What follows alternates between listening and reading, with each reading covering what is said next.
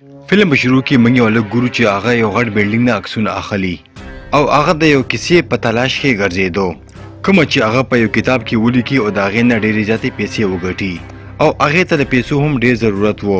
او بیا دا د هغه بلډینګ دننه راننوځي کوم چې دا له بهر نه هغې عکسونه اخیستو او د دې بلډینګ باره کې دې هلک یوه خبره اورېدلې وه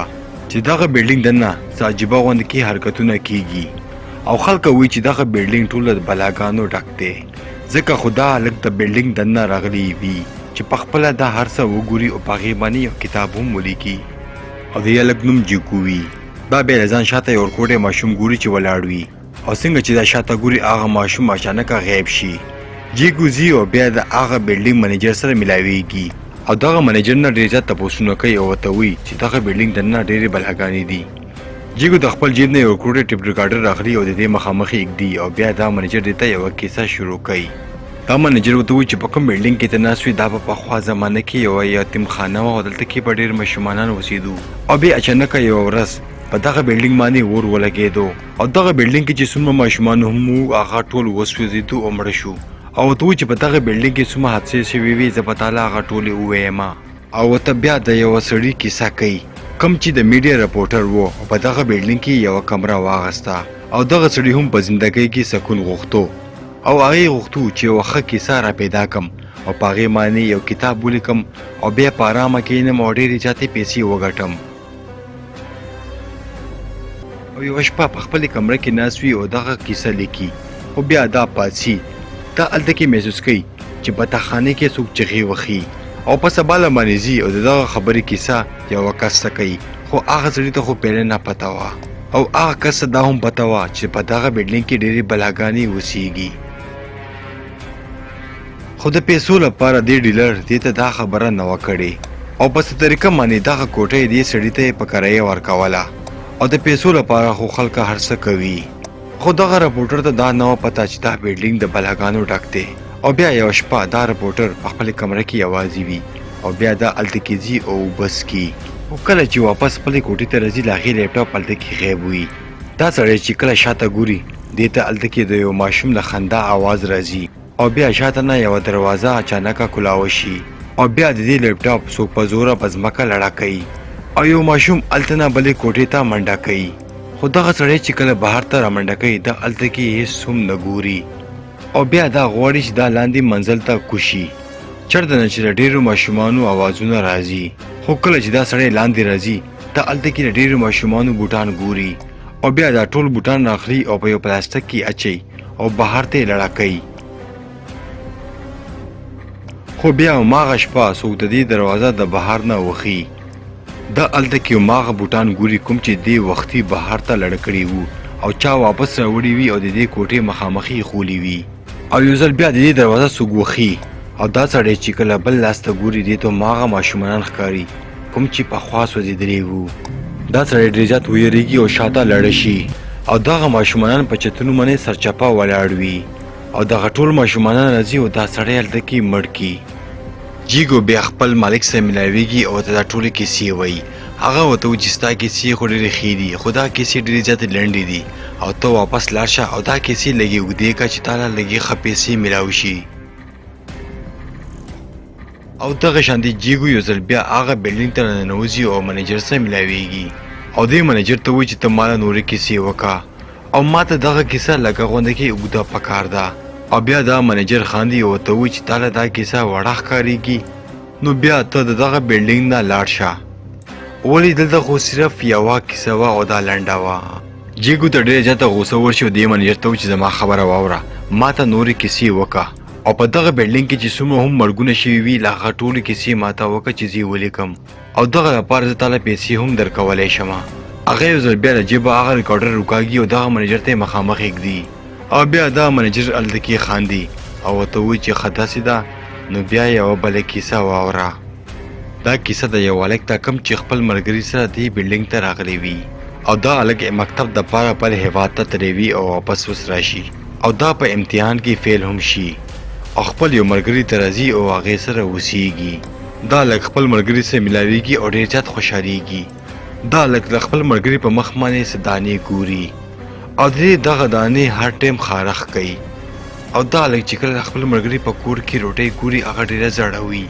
او دا هلک دا روټۍ داسې په مزه خوري لکه چې دا روټۍ ډېره زیاته ښایسته وي. دا چې کله خپل ملګري ته وګوري نو ډېر زیات حیرانه شي او بله ورځ چې کله د دې ملګری کار ته ځي نو دا راپاڅي او د دې فریج کولاوي. دا هلته کې خوراک ډېر زیات زوړ ګوري کوم چې ډېر زیات څښا شوی وي او بوی کړی وي او بیا هغه د خپل ملګري کور صفایي شروع کوي او کله چې دا له ملګري کوټې ته ننوځي نو هلته کې ډېر ګنده بوی وي ولې چې د هغې د ملګري په کوټه کې په دیوالونو باندې ډېر زیات داغونه وي او هلته کې په دیوال باندې د ملګري د مور او پلار یو عکس هم لګېدلی وي. هغه عکس هم ډېر زیات ګنده وي او په هغې باندې هم داغونه وي او دغه شانتي هغه دا کوټه هم صفا کړي خو کله چې د ملګری واپس راشي او بیا هغه ډېر زیات حیران شي او خپل ملګري سره په جنګ شي چې تا ولې زما کور صفا کو او تا ولې زما د مور پلار حق ستا ګوتې ویوړې او دغه هلک هلته کې ودوي او ډېر زیات پریشانوي او دغه فکر کوي چې په دغه کور کې خو به بلاګانې هم ډېرې زیاتې وي.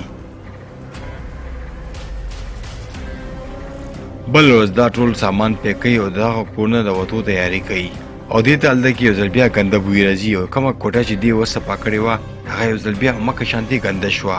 او کوم شنه داغونه چې وو هغه یو ځل بیا د دغه عکس نه بهر ته راوځي او بیا هلته کې د دغه هلک ملګری راځي او د هغې مخ عجیبه غونده کې شوی وي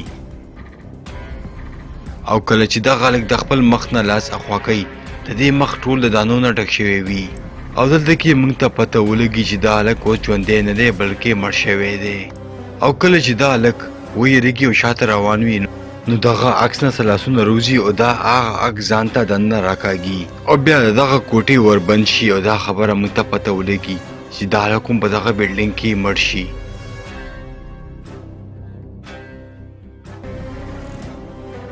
دلته کې بیا موږ جیګ ګورو چې هغه د منیجر نه تپوس کوي چې دا بلډینګ چا جوړ کړی دی. بیا دا منیجر دې ته د یوې کوټې چابي ورکوي او ورته وایي که ته حقیقت معلومول غواړې نو لاړ شه د دې کوټې ته او په خپله هر څه وګوره او دغه منیجر جیکو ته چې لکه مې کوټې چابي ورکا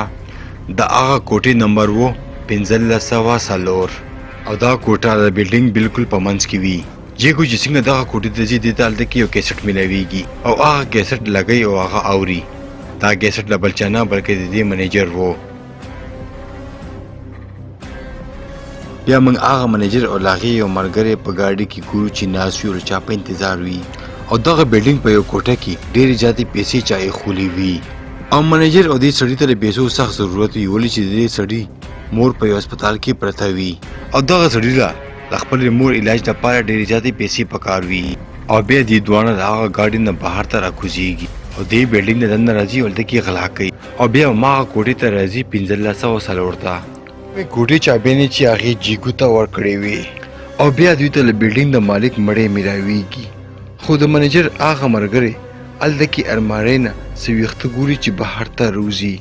او څنګه چې دا هلته کې خواته ورشي نو هغه ویښته اچانکه غیب شي. په دغه خبره باندې هغه منیجر یقین ونه کړي او بیا دا د هغه مالک مړي ته راځي کوم ځای کې چې دا له هغې په خپو کې څه ګونګرو ګوري او هلته کې یوه کپړه هم پرته وي او بیا دغه منیجر یوه عجیبه غونډې کې خبره کوي چې تا له پته ده چې موږ دغه مړی واپس هم راژوندی کولی شو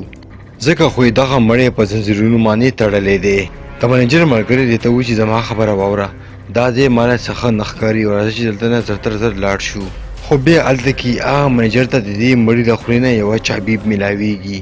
کومه چې د هغه المارۍ وي چېرته کې چې د دې ملګري لږ غونډکي اخته کتلي وو او هغه منیجر دغه المارۍ ګلو کې کوم ځای کې چې دې ته ډېرې زیاتې پیسې میلاو شي او کله چې دا منیجر پیسې وګوري هغه ډېر خوشحاله شي او وایي وګوره اوس موږ مالداره شو. خو بیا د منیجر ملګري ته هلته کې څه اوازونه راځي او دا شاته ګوري خو کله چې شاته دا وګوري هلته کې څوک هم نه وي خو کله چې یو ځل بیا دا شاته وګوري دا هغه مړی ګوري چې ولاړ وي اوس دې دواړو هغه مړی راژوندی کو.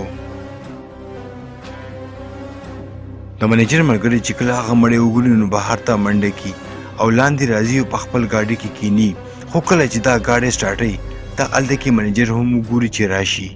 د دې ملګری ورته وایي چې ته چېرته وې او وګوره معصومه ډېرې پیسې راوړې. منیجر ورته وایي که ته غواړې چې هغه شی زه تا ته وښیم کوم چې تا برا پرېغوستو.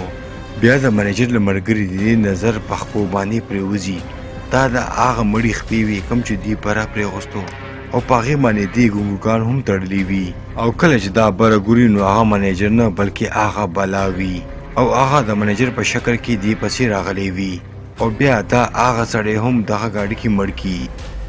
دینه پس سین راځي واپس موږ جیګو ګورو جیګو شاته هم هغه بلا ولاړوي او دا هم منډکۍ هم په هغه ارمانۍ کې پټیږي کمې ارمانۍ نه چې هغه منیجر پیسې روکاږلې وي او لږ ساعت پس هغه منیجر هلته کې راشي او جیګو ته وایي چې ما څومره ټایم تا سره تېر کړو ډېر ښه ټایم مې سره تېر کړو او زه به تا ډېر زیات یادوم او بیا دا جیګو هلته کې خپل ځان ګوري کوم معنی چې دا ډېر زیات حیرانه شي او ویریږي او دلته کې موږ ته دغه پته لګېږي چې دغه بلډینګ کې هر څه کېدو هغه دا منیجر و او په دغه ځای کې ګرځېدو او ځان یې انسان جوړ کړی و او د دې د بلډینګ د مالک مړی هم په دغه کوټه کې بند کړی و او هغې ته یې په خپو کې ګونګرګان اچولي وو په زنځیرونو تړلی و او دغه منیجر د پیسو په لالچ باندې هر څه خراب کړو په کوم معنی چې دغه مړی یو ځل بیا راپاڅېدو او څومره خلکو چې دلته کې اوسېدلو ته راغلي وو هغه د منیجر مړه کړو او کوم سړی چې به دې مړ کولو هغه به دغه سړی ځانه جوړ کړو او جیګو په دغه ارمانۍ کې همیشه لپاره بند شي